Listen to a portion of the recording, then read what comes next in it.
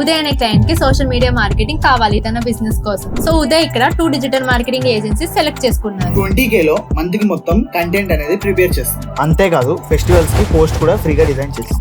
First thing మేము మీ business ని analyse చేసి అర్థం చేసుకుని and according to your business ఒక ఎఫెక్టివ్ స్ట్రాటజీ ప్లాన్ అనేది ప్రిపేర్ చేస్తాం.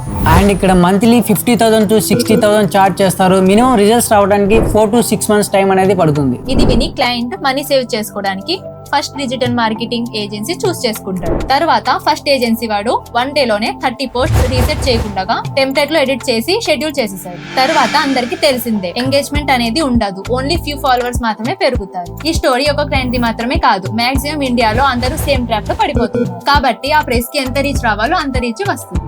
మంచి ఏజెన్సీస్ ప్రాపర్ స్ట్రాటజీస్ ప్లాన్ చేస్తారు. బికాస్ ఆఫ్ దట్ ప్రైస్ అనేది ఎక్కువ ఉంటుంది.